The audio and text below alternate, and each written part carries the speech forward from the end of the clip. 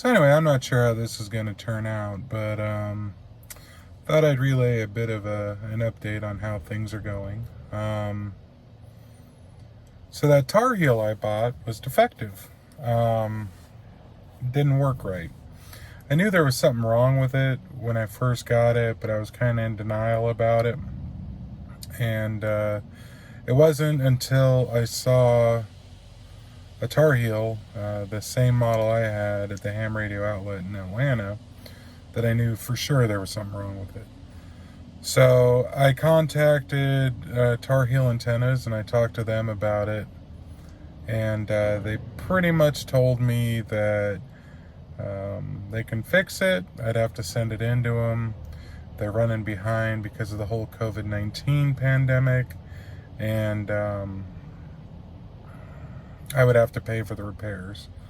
They said based off of the description I gave them and the pictures that I gave them, that they would have to replace the coil, possibly even the motor that moves the antenna up and down. Tarheel Antennas essentially told me that if I was the original owner, that they would have fixed it for free. But because I'm not the original owner, like I said, I'd have to pay out of pocket.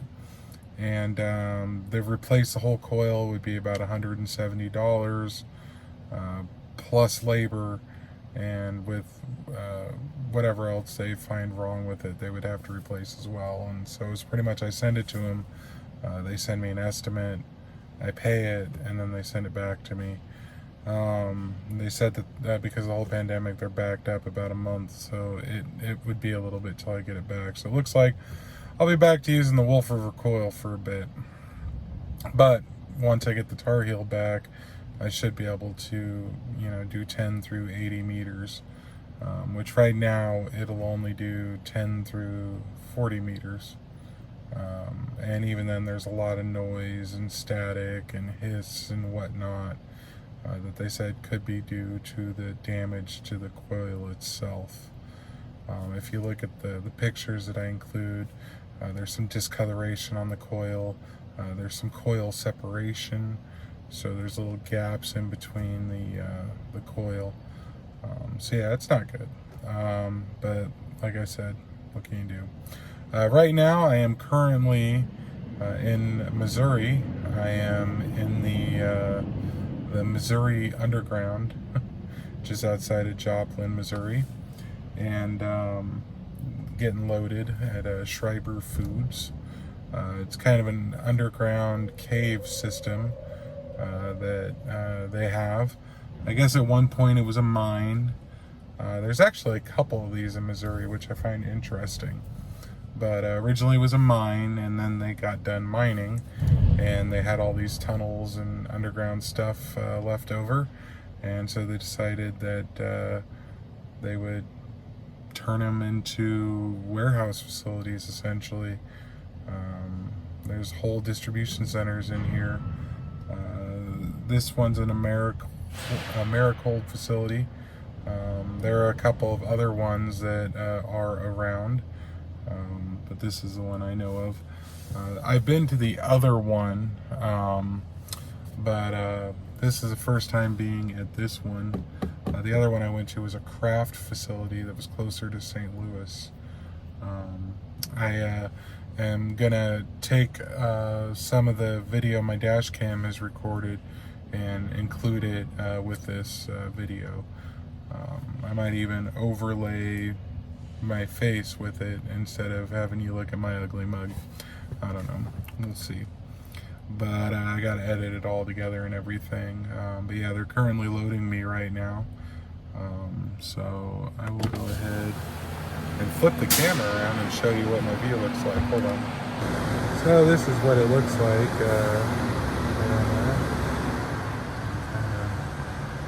See. Yeah, it's an interesting setup. But yeah, it's all an old mine. It's kind of, the low light performance ain't the best. Yeah, that guy's leaving. But anyway, so that's what it looks like based off of where I'm at right now. But it looks a lot cooler when you're actually moving through the the tunnel and whatnot. So I still got to leave. Like I said, right now they're loading me. So I'll take the other footage I record when I leave and add that to it as well. So it should be pretty cool.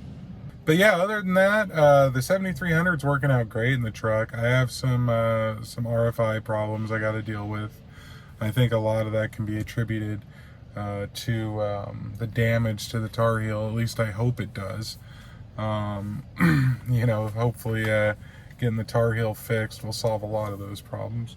This is my Apple Pencil, by the way. I edit these videos on my new iPad Pro, which is working out spectacular, by the way. I really like the iPad Pro. It's pretty awesome. I got the 11-inch, the Generation 2 one. One of the joys of having been a T-Mobile customer for as long as I have is they hook me up with pretty good deals. So I essentially got this tablet for about $15 a month plus the cost of the line. The line is like $25 a month, so pretty much $40 a month,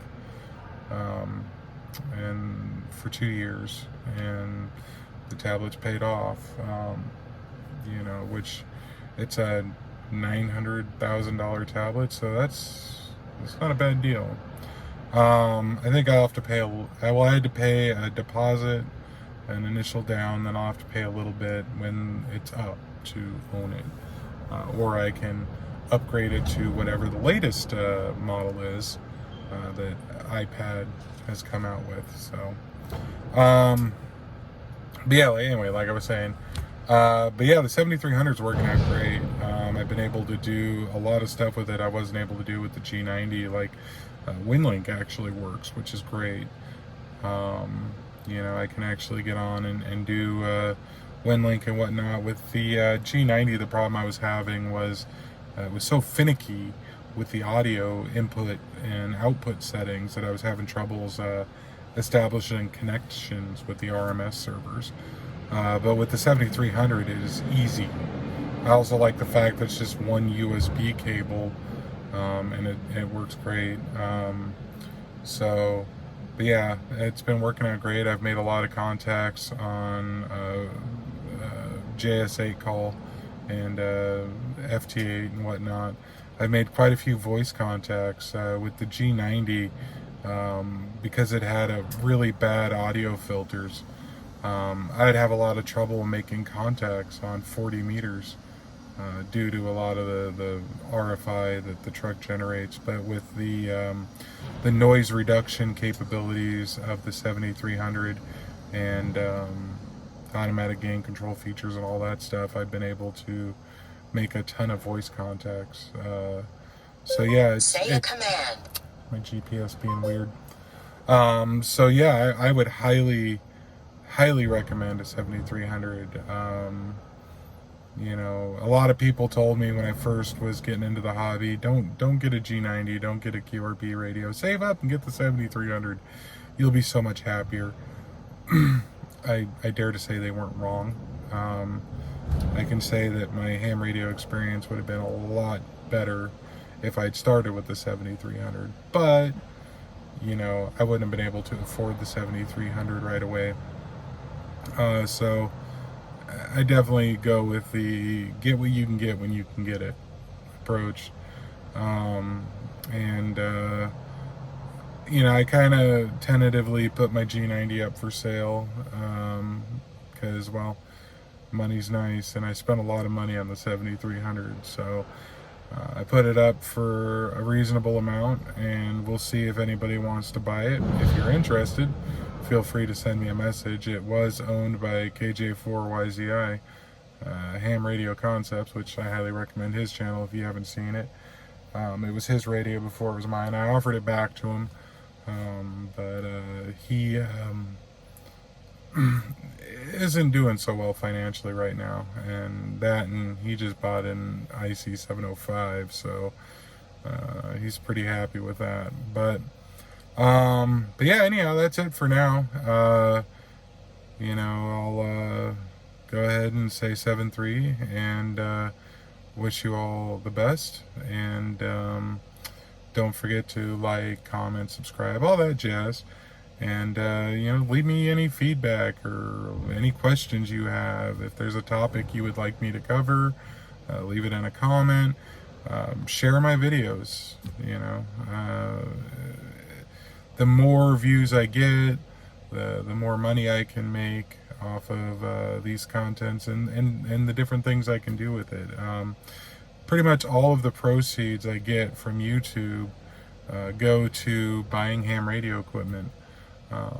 So the more I make on this, the more people watch it, the better stuff I can cover. I'm not that big, so I can't go up to like Icon and be like, hey, can y'all loan me this and that, or go to different antenna company and be like, hey, give me an antenna for review. They pretty much ignore me at this point. So anyhow, whatever. 7.3s, keep the rubber side down, the shiny side up, and be safe. Till next time, this is WE5MAG, the trucking ham.